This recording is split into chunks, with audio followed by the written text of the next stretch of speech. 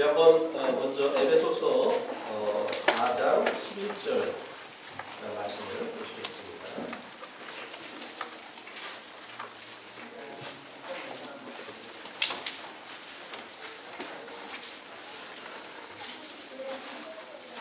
사장 11절부터 5절까지 한번 말씀을 보겠습니다. 제가 한 절 읽고 여러분들이 한 절 읽으시고 이렇게 해서 15절까지 읽겠습니다. 그가 어떤 사람은 사도로, 어떤 사람은 선지자로, 어떤 사람은 복음을 전하는 자로, 어떤 사람은 목사와 교사로 삼으셨으니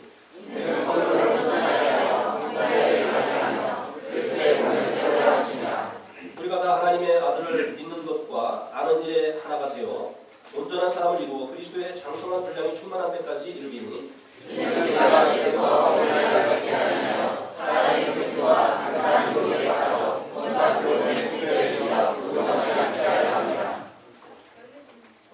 오직 사랑 안에서 참된 것을 하여 범사에 그에게까지 자랄지라. 그는 머리 곧 그리스도라. 교사의 첫 시간은 이제 사명인데요. 성경에서 이 교사에 대해서 무엇이라고 말씀해주고 있는가를 우리가 살펴본다고 한다면 교사에게 주어진 이 사명이 무엇인가를 알 수 있게 되어질 것입니다. 사명은 영어로 미션이라고 하죠. 그래서 이제 선교사를 미셔너리라고 합니다. 그러니까 이 선교사를 이제 미셔너리라고 하는 그 의미는 그가 어떤 이방 민족에 대해서 사명을 받은 자라고 하는 그런 의미에서 아마 이 선교사를 미셔너리다 이렇게 이야기를 하는 것 같습니다. 어쨌든 이 사명은 임무입니다. 그 사람에게 주어진 임무, 그것을 이제 사명이라고 하죠. 성경에서 이 교사에게 주어진 임무가 무엇인가를 말해주고 있는데요. 이 교사가 무엇인가를 우리가 성경을 통해서 이제 살펴볼 텐데요. 그것을 살피게 되면 교사에게 주어진 임무가 무엇인가를 알 수 있게 됩니다. 에베소서 4장 11절에 보면 교회에 선물로 주신 은사자 5에 대해서 말씀해 주고 있습니다. 그 중에 하나가 이제 교사죠. 사도와 선지자. 이 은사자들은 교회가 세워지기 전에 교회를 세우기 위해서 그래서 이제 에베소서 2장 20절에서는 교회의 터를 닦은 교회의 터가 되어진 그와 같은 은사자들이다 이렇게 말씀해 주고 있죠. 교회가 세워지기 전에 주어졌던 은사죠. 그리고 교회가 세워진 후에 주어진 은사가 이제 3가지가 있는데 그 중에 하나가 이제 교사의 은사입니다. 이 선지자와 이 사도의 은사는 교회를 세우기 위해서 주어졌던 은사이기 때문에 교회가 세워진 후에는 존재하지 않는 일시적인 이제 교회를 세우기 위해서 주어진 이 3가지의 은사가 있는데요. 처음에 이제 그 교회를 위해서 교회가 세워진 후에 주어진 그 은사가 복음 전하는 은사. 그다음에 목자와 교사. 여기 이제 목사라고 번역이 됐지만 목사라고 하는 말은 사실 성경에 없습니다. 왜냐하면 요한복음 10장에 나오는 목자와 여기에 말씀해주고 있는 이 목사는 똑같은 원어이기 때문에 포이맨이라고 하는 이 똑같은 원어인데 해석만 이 번역만 달리했을 뿐입니다. 목자라고 번역을 했다면 더 좋았겠죠. 어쨌든 이 전도자는 교회의 양적인 성장을 위해서 주신 은사입니다. 이 전도자들을 통해서 교회 가운데 새로운 영혼들이 더해지면서 이제 교회가 양적으로 성장을 하게 되죠. 그리고 이제 이 교사와 그리고 또 이 목자의 은사를 통해서 교회에 더해진 성도들의 이 질적인 성장을 이루게 되어지는 것입니다. 그래서 이 교사의 사명은 자신이 그 맡고 있는 그 학생들이라든지 또 청년들의 신앙의 성장을 위한 것이라고 하는 것입니다. 그리고 그 기관에 그들의 그 신앙 성장을 위해서 주신 성경이 말하는 대로 보면 이제 은사자들이라고 볼 수가 있는 것이죠. 이건 은사일 뿐만 아니라 그 기관에 주님께서 선물로 주신 은사자입니다.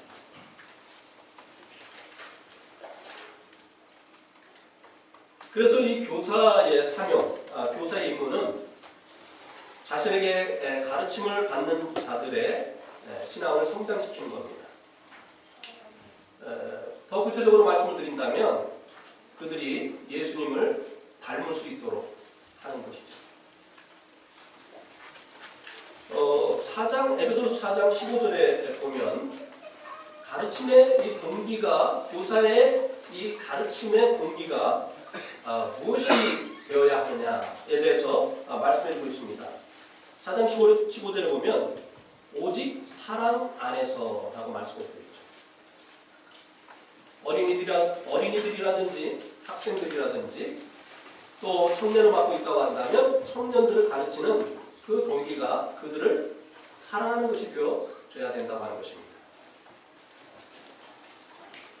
이 사랑은 위대한 힘을 가지고 있습니다. 아가서 8장 6절과 7절에 이 사랑이 얼마나 큰 힘을 가지고 있는가를 말씀해 주고 있죠.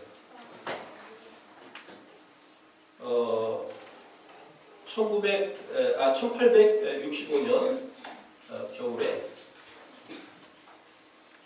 한 여인이 2살이 채 안 된 아이를 안고 추운 겨울에 이제 추위를 피할 수 있는 곳을 찾았습니다. 그러나 아무도 그가 추위를 피할 수 있는 곳을 제공해 주지 않았기 때문에 이 여인은 이제 그 추운 겨울에 길에서 그 아기를 안고 봉사를 하게 됩니다. 아침이 되어서 사람들이 이제 이 봉사를 한 이 여인을 발견을 하게 되는데요. 이 여인은 알몸인 채로 있었습니다.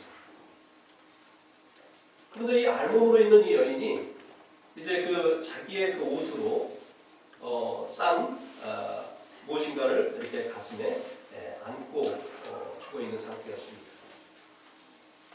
그래서 그 쌓여 있는 그 옷을 벗겨내서 보니까 거기에는 2살이 채 안 된 이 아이가 있었는데요. 다행히 엄마가 자기의 옷을 벗어서 이 아이를 따뜻하게 보호해 주었기 때문에 죽지 않고 살아 있었습니다.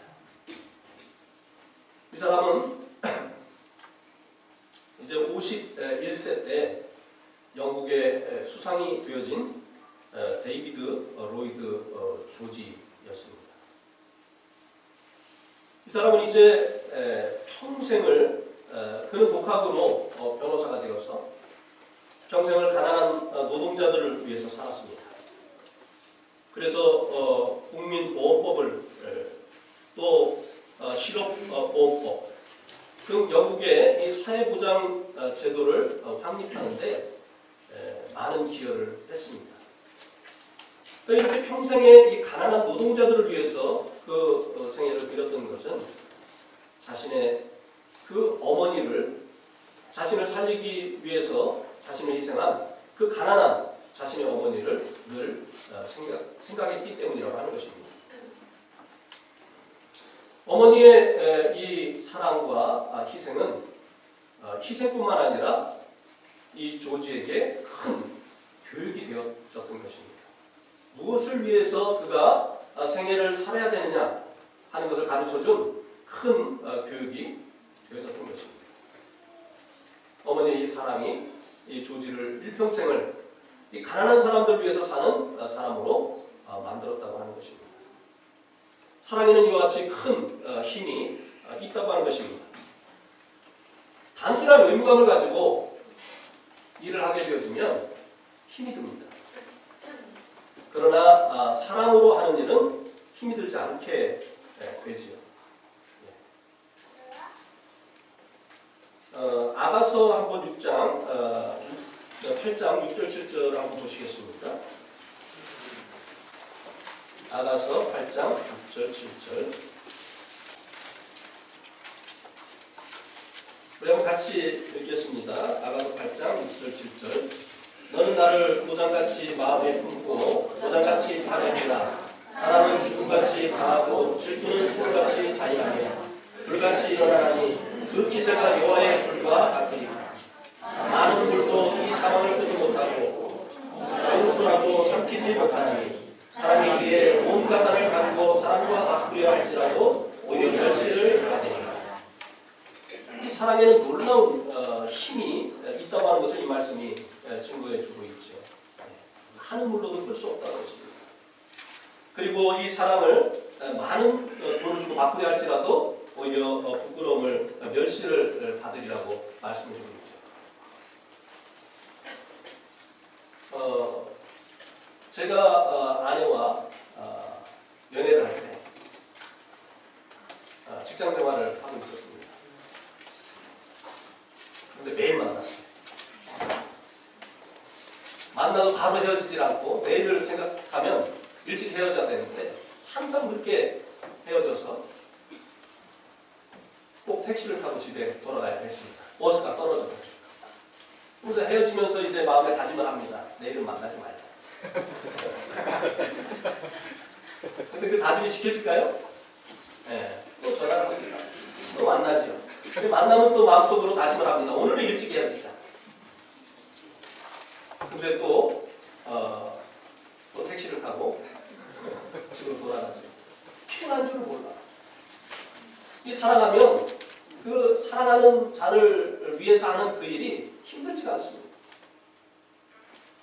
요즘 그 할머니들의 새로운 아르바이트가 있죠. 이게 뭐죠? 손자, 손녀 키우는 거죠. 손자, 손녀가 5kg, 6kg 막 이렇게 되는데도 그냥 안고 좋아하시는 그런 모습을 보지 않습니까? 근데 5kg, 6kg 되는 이런 쇳덩어리를 들고 1시간 좀 들고 계세요. 이렇게 하면 이렇게 무거운 거를 내가 왜 지느냐고 이렇게 하실 겁니다. 그런데 그렇게 무거운 이 아이가 자신에게 안기는 것을 인해서 기뻐하죠. 오히려 안기지 않는 것을 이제 싫어하시는 것을 볼 수가 있죠. 이 사랑에는 이런 힘이 있는 거예요. 우리가 이 아이들을 가르치는 또 우리들에게 가르침을 받는 그 대상을 가르치는 이 동기가 사랑이 되어질 때 의무감으로 하지 않게 되어지고 기쁨으로 하게 되어지고 그리고 그 결과가 놀랍게 나타날 수밖에 없다고 하는 것입니다. 일본의 빈민촌에서 한 여인이 이제 그 문제 아들을 가르쳤습니다. 많은 사람들이 그 아이들을 가르쳐서 변화를 시키려고 했지만 그 아이들은 변하지 않았습니다. 근데 이 여인이 그 빈민촌에 들어간 이후로 아이들이 변하기 시작했습니다. 이것이 소문이 나기 시작했어요. 그래서 기자들이 찾아갔습니다. 이 여인의 교육 방법을 배우고 싶어서. 그래서 이 여인에게 물어봤습니다. 아이들을 어떻게 변화시키셨습니까? 그 비결이 무엇입니까? 이렇게 물어보니까 이 여인이 이렇게 대답했습니다. 아니요, 저는 가르치지 않았습니다. 아니 가르치지 않았는데 어떻게 애들이 그렇게 변하죠? 그 누구도 변화시키지 못했던 아이들이 당신이 간 이후에 변화가 되어졌습니다. 가르치지 않았다니. 아니요, 저는 가르치지 않았습니다. 나는 그 아이들을 사랑했습니다. 이렇게 대답을 했다고요. 그리고 이 여인이 죽고 나자 장례식 때 2,000명이 넘는 사람들이 이 여인의 장례식에 모여들었다고 하는 것입니다. 놀랬죠. 그래서 그 장례식에 참석한 사람들에게 어떻게 이 장례식에 왔느냐고 질문했다고 합니다. 그러자 그 장례식에 참석한 사람들이 하나같이 대답을 하는데요. 나는 이분에게 사랑을 받았습니다. 나는 이분에게 사랑을 받았습니다라고 똑같이 대답을 하더라고 하는 것입니다. 이 사랑에는 이런 위대한 힘이 있는 거예요.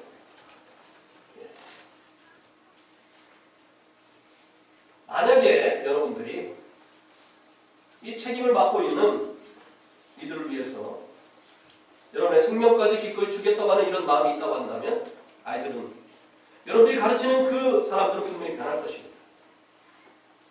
그것이 아니라 의무감으로 맡겨졌기 때문에 하는 것이라고 한다면 어떤 열매도 기대할 수가 없을 것입니다.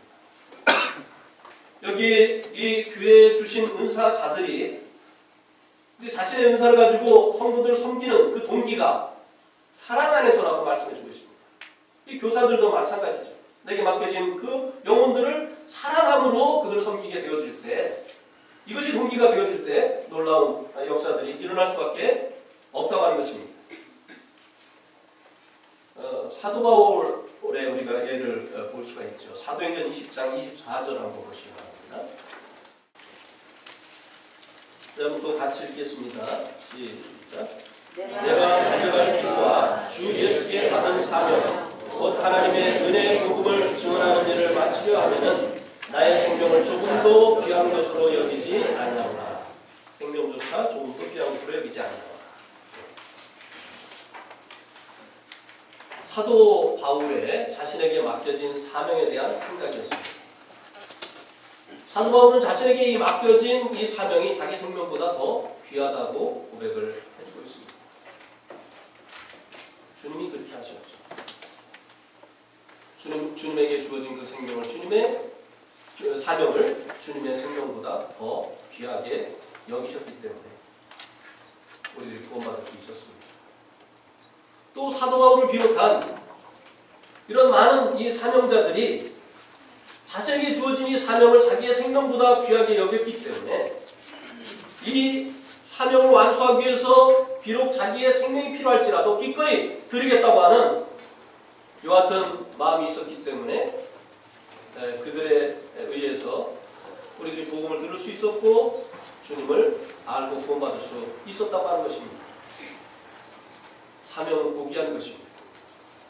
어떤 의미에서 이 사명은 우리의 생명보다도 더 귀한 그 같은 것이라고 하는 것입니다. 제가 이제 아침마다 아침에 만나를 한 6, 70명의 분들에게 카톡을 통해서 이제 보내는데요. 어떤 분이 그 댓글을 그렇게 다셨더라고요. 생명보다 고귀한 사명이라고. 제가 그것을 보면서 참 눈물이 났어요. 그래. 정말 이 사명은 고귀한 것이다. 이 사명을 위해서 내게 맡겨진 그 이 영혼들을 위해서 내 생명을 드린다 할지라도 기꺼이 그래야만 되는 것이다. 이 사명이 얼마나 고귀한 것입니다. 주님이 사명을 그렇게 여기셨고 이제 이 땅에 복음을 전해준 믿음의 선진들이 그러했고 지금도 또 잃어버린 영혼들에게 복음을 전하고 있는 이 사명자들이 그렇게 하고 있지 않는가. 나는 사명을 어떻게 생각합니까? 여러분들은 여러분에게 맡겨진 사명을 어떻게 생각하고 있습니까? 여러분의 생명보다 더 귀한 것이라고 생각하고 있습니까? 여러분에게 맡겨진 그 영혼들을 위해서 생명까지 기꺼이 줄 수 있다고 생각을 하시고 계십니까? 여러분들의 마음에 그들을 사랑하는 마음이 있다고 한다면 그렇게 할 수 있을 것입니다.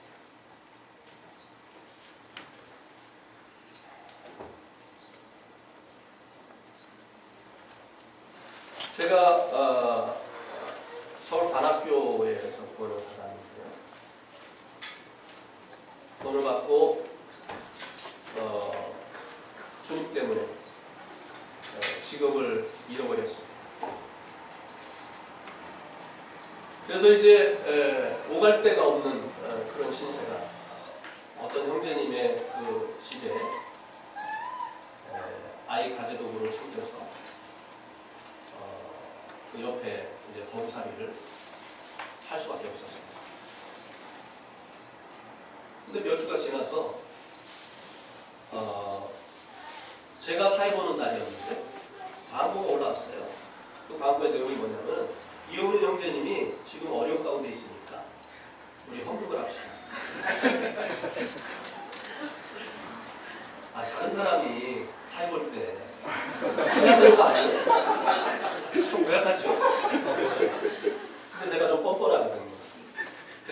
사비 광고하는 것처럼 읽었어요.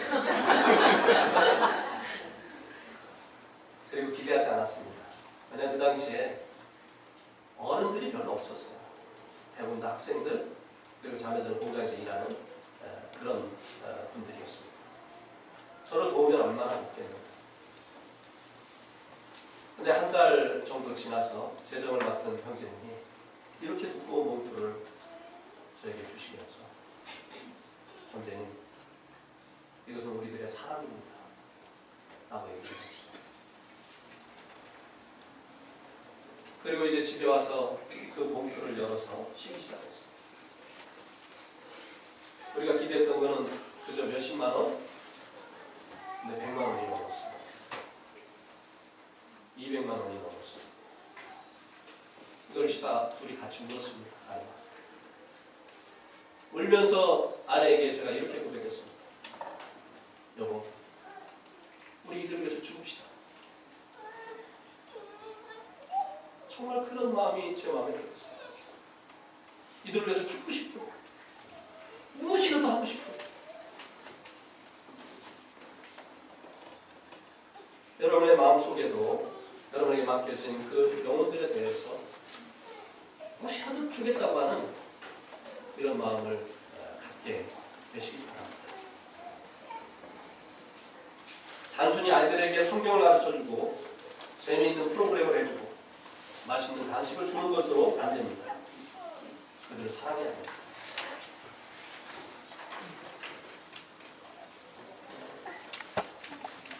두 번째는 가르침의 방법을 살펴보겠습니다. 예를 들어서 5장 15절에 보면 가르침의 방법이 나와 있어요. 4장 15절. 가르침의 동기는 사랑이 되어야 되고 가르침 방법은 15절에 보니까 참된 것을 하여라고 말씀해 주셨습니다. 참된 것을 하여. 영어 성경에 보면 진리를 말하여라고 되어 있습니다. 참된 것은 진리고 한다고 하는 것은 진리를 가르치는 것입니다. 이제 내게 맡겨진 사람들에게 내가 교사로서 그들을 가르치는 방법은 그들에게 하나님의 말씀을 가르치는 것이라고 하는 것입니다. 성경을 가르치는 두 가지 방법이 있습니다. 성경 자체를 가르치는 것입니다. 주님께서 이것을 부탁을 하셨죠. 마태복음 28장 20절에 보면 내가 너에게 가르친 것을 모든 가르친 것을 그들에게 가르쳐 지키게 하라고 했습니다. 우리가 이제 우리에게 맡겨진 자들에게 하나님의 말씀을 가르치기 위해서 먼저 우리가 가르침을 받아야 됩니다. 제자들이 이 사명을 받기 위해서 이제 먼저 주님께 가르침을 받지 않았습니까? 주님과 3년 동안 함께하면서 이 3년이라는 과정을 통해서 먼저 주님께 배우는 이와 같은 기간을 가진 자들에게 주님께서 가서 이제 주님께 배운 대로 그들을 가르치라고 했습니다.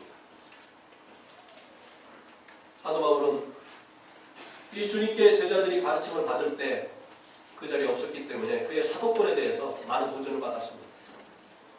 사도 바울이 무슨 사도냐? 사도들이 주님과 함께 있을 때 사도 바울은 유대인이 있잖아요. 핍박하는 자가 아니었느냐? 어떻게 사도 바울이 사도냐? 그거 언제 주님께 배웠느냐? 언제 주님께 보내심을 받았느냐?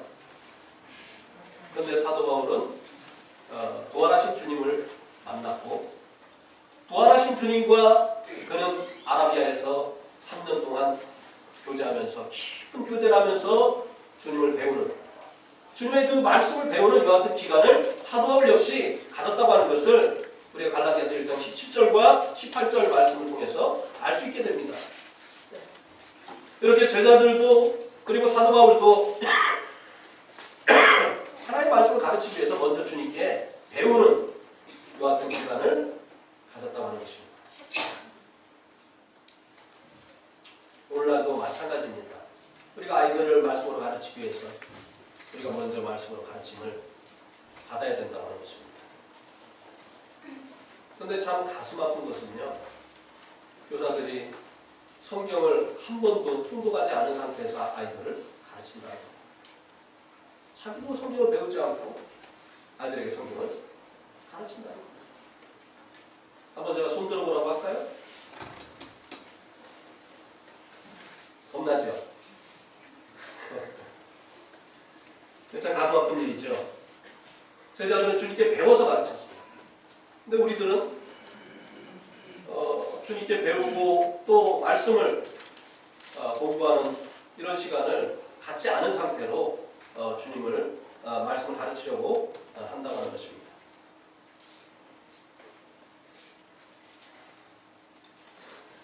성경을 가르치려면 적어도 성경을 읽어야 하는 것입니다. 특히 주일학교 이 교사들을 보면 어떻게 가르치나 싶어요. 제가 볼 때. 우리 집에도 있으니까 제가 가까이서 보지 않습니까? 뭘 가르칠까? 어떻게 가르칠까? 본인도 하루에 한 번도 성경도 제대로 보지 않으면서 무엇을 가르칠까? 어떻게 가르칠까? 여러분 가슴에 손 얹고 한번 생각해 보십니다.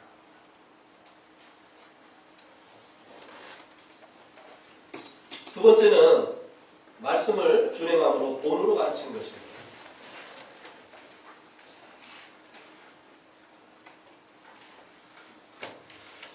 자신이 가르친 것을 자신이 행하지 않는 교사는 좋은 교사가 아닙니다. 바리새인들이 그렇게 했죠. 가르치기만 하고 자기는 그렇게 행하지 않았죠. 아이들이 왜 그렇게 오랜 세월 동안 하나님의 말씀을 배우는데 변하지 않는 것일까요? 교사들이 변하지 않기 때문입니다. 이 교사들의 모습이 곧 아이들의 모습이라고 하는 것입니다. 교회에서는 아이들에게 성경을 가르치고 집에서는 게임을 즐기고 야동을 즐기는 교사들, 그 모습이 아이들의 모습이라고 하는 것입니다. 저도 과거에 구원받기 전에 장로교에서 아이들을 가르칠 때 열심히 가르치고 와서 저녁에 돌아오면 그 손가락이 저에게 다 돌아왔죠. 너는 그렇게 하냐? 너는 그렇게 하냐? 그러면 또 찐하게 회기기도 합니다. 이제 이렇게 안 하겠다고. 근데 뭐 바뀌는 게 뭐가 있어요?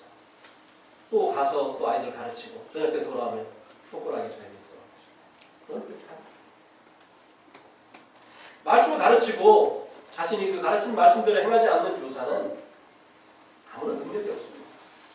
그런 교사들에 의해서 아이들이 변하지 않는다고 하는 것입니다. 가장 좋은 교사는 주님이셨죠. 주님은 본으로 가르치셨습니다. 제자들이 주님과 함께하게 하면서 주님이 얼마나 아버지와의 그 교제를 귀여기신가를 보게 하셨습니다. 얼마나 바쁘셨습니까? 얼마나 피곤하셨습니까? 그러나 주님은 늘 새벽 미명에 해가 뜨기 전에 한적한 곳에 가셔서 아버지와 교제를 하시고 하루를 시작하셨다고 하는 것입니다. 처음에 못 봤겠죠. 제자들이 피곤해서. 그러나 하루 이틀 주님과 함께 있었던 것이 아니기 때문에 제자들이 주님의 그 같은 모습을 보았을 것입니다. 주님은 본으로 가르치셨어요. 바울도 그랬죠. 고린도전서 11장 1절을 한번 보시기 바랍니다. 고린도전서 11장 1절 읽겠습니다. 시작. 내가 그리스도를 본받는 자 되는 것 같이 너희는 나를 본받는 자가 되라. 우리는 이런 말 많이 합니다. 사람 보면 실족해. 주님만 바라봐야 돼. 근데 사도는 그렇게 말하지 않았어요. 내가 주님을 본받는 것처럼 너희는 나를 본받는 자가 돼. 가르치는 자들에게 본이 되어져야 되는 거예요. 가르치면서 나 바라보지 말고 주님 바라봐. 이게 아닙니다. 내가 먼저 그 말씀에 순종하면서 나를 본받으라고 해야 된다고 하는 것입니다. 사도 바울은 말씀으로 가르쳤을 뿐만 아니라 사도 바울이 얼마나 그 깊은 진리들을 가르쳤습니까? 특히 에베소서에 보면 얼마나 깊은 그 진리를 가르쳤나를 우리가 볼 수 있지 않습니까? 그러나 그는 이제 그 말씀에 먼저 순종함으로 본으로 가르쳤다고 하는 것입니다. 에스라도 그랬죠. 하나님의 말씀을 준행하면서 가르치기로 그가 마음에 결심을 했다고 하는 것입니다. 몇 주 전에 7살 우리 그 내동교회 7살 먹은 아이가 제일 먼저 왔어요. 주일학교에. 그래가지고 이제 교사들의 그 순번을 매겨주는 애가 제일 일찍 오는 그 교사에게 1등 했어요. 이렇게 하고 두 번째 오는 교사에게 2등 했어요. 3등 했어요.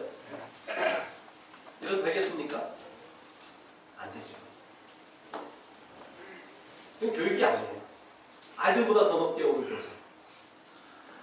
뭘 가르치겠습니까? 아이들이 뭘 배우겠습니까? 조금만 일만 있으면 결석하는 교사. 뭐를 가르치겠어요? 뭐를 가르치겠다는 거예요? 그 다음에 가르침의 목표. 가르침의 목표는 4장 15절에 보면 오직 사랑에서 참된 것을 하여 범사에 그에게까지 자라지라. 그는 머리 곧 그리스도시라. 그리스도에 이르도록 성장하게 하는 것입니다. 우리가 가르치는 그 목표가 아이들에게 성경 지식을 증가시켜주는 것이 아니라고 하는 것입니다. 우리의 가르침을 받은 아이들이 믿음이 성장해 가도록 그들이 그리스도를 닮아가도록 하는 것이 되어져야 된다고 하는 것입니다. 주님께서도 가르쳐 지키게 하라고 했습니다. 가르쳐 지키게 하라. 가르쳐서 알게 하는 것은 학원 선생님도 해요. 아무런 그 자기에게 가르침을 받는 사람에 대한 애정이 없는 이거 학원 선생님도 너무나 잘합니다. 오히려 가르쳐 알게 하는 것은 학원 선생님이 더 잘해요. 그러나 가르쳐 지키게 하는 것은 또 다른 문제라는 거예요.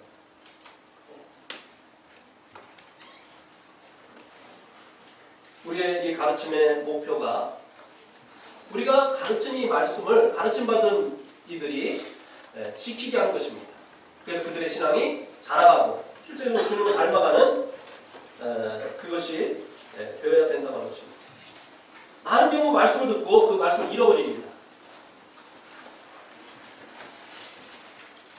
지난주 말씀의 제목이 무엇인지 모르죠. 뭐 성인들도 마찬가지예요.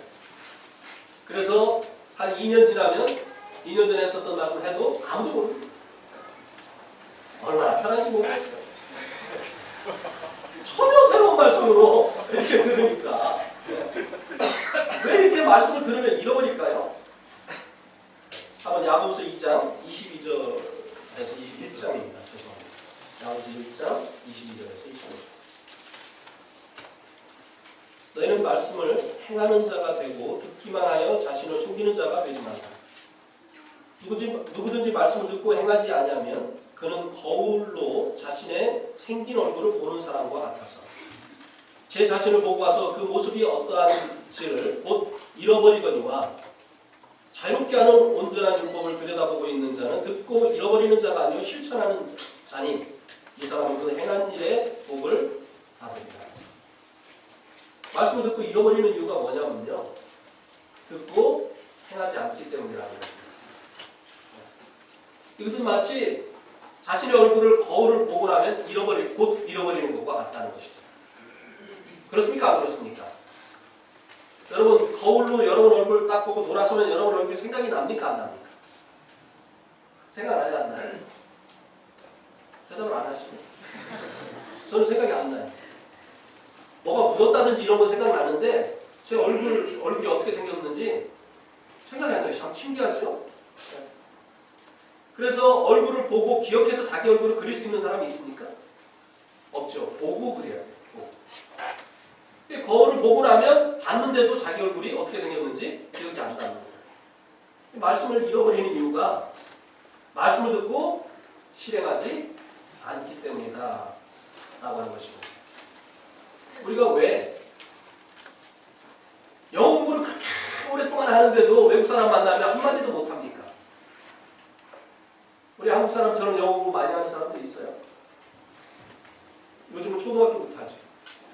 중학교, 고등학교, 대학교 가면 대학교. 그래가지고 막 10년을 넘게 영어 공부를 하는데 외국 사람 만나면 한마디도 못해요. 왜 그렇죠?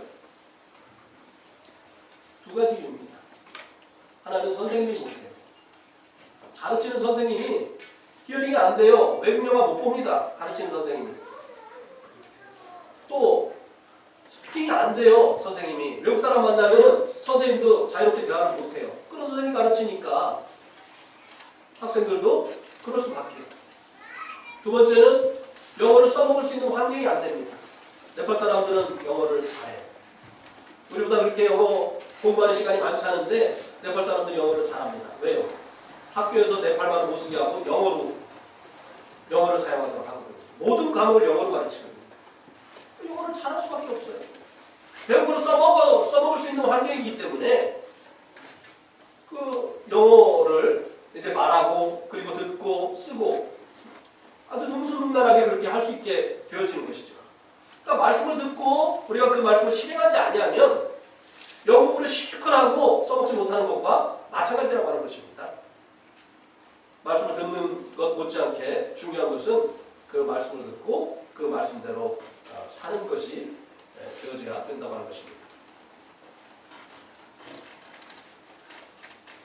주일학교를 위한 조언을 몇 가지를 드리고 싶습니다. 주일학교에도 복음 집회를 해야 됩니다. 복음의 은사 있는 이들을 통해서 주일학교만을 위한 복음 집회가 필요합니다. 그리고 주일학교 아이들도 그들의 구원을 위해서 구원 상담을 계속 해야 됩니다. 그리고 또 아이들에게도 복음 전도에 대해서 가르쳐야 됩니다. 얼마나 친구들이 많이 있어요. 나이가 들면 주위에 있는 사람들이 자꾸 적어집니다.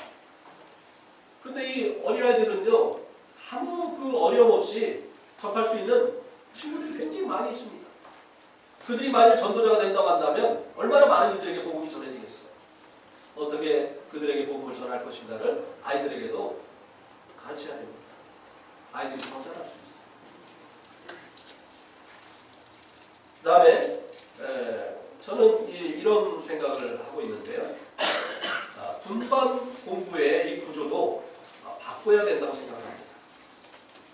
분반 공부하는 이 구조도 바뀌어져야 된다고 생각합니다. 지금은 그냥 학교에서 하는 것처럼 학년별로 이렇게 반을 나누죠. 근데 제가 볼 때 이것은 올바른 구조가 아니라고 생각이 듭니다.